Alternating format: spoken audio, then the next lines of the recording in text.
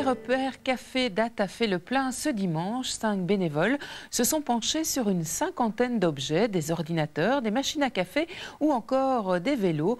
L'objectif est d'aider les gens à jeter moins et d'éviter le gaspillage en réparant leurs appareils quand c'est possible. Pierre Ouidard et Marie Daven. Bonjour, ça va?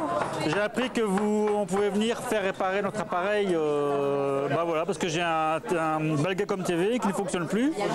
Et je pense que c'est le transfo. Ça va, mais si vous voulez bien remplir une petite fiche de réparation, j'ai vos coordonnées. Voilà, donc une fois que la personne a rempli sa fiche, on lui donne un ticket de couleur qui correspond à l'atelier et on la guide vers l'atelier où elle va faire réparer son objet. On n'a plus qu'à attendre alors. Nous avons regardé les SNCO pour la plupart. Tout à l'heure, mon collègue, il a réparé, il a vérifié un aspirateur.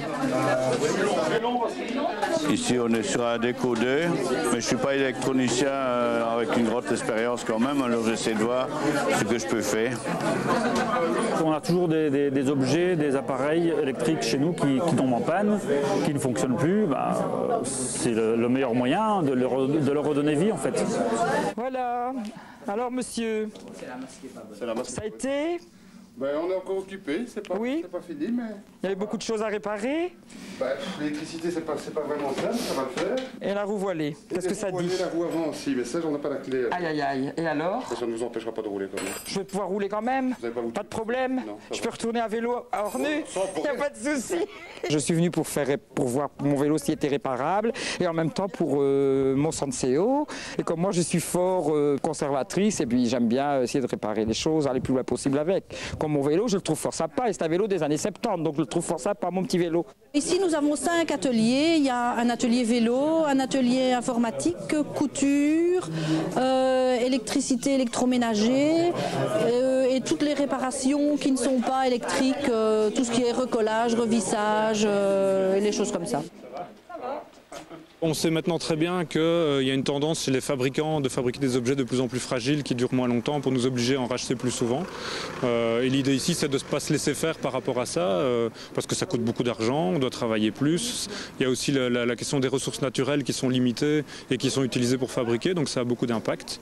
Et donc l'idée du Repair Café, c'est de se dire, non, on va réparer, ce qui permet aussi de recréer du lien, de rencontrer des gens qu'on ne connaît pas encore. Je ne connais personne qui a été triste d'aider quelqu'un d'autre à réparer un objet, donc c'est aussi très amusant, très gai, les gens sont contents d'être là. Les réparations sont gratuites, on a des tirelires à disposition des gens sur les tables et ils mettent ce qu'ils veulent dans les tirelires. Ça va nous permettre à racheter de la colle, des vis, du fil pour la prochaine fois. Prochain rendez-vous de cette chouette initiative en mars. Le Repair Café aura désormais lieu chaque deuxième dimanche du mois de 14 à 18 h au 27 rue des Arquebusiers à Ath.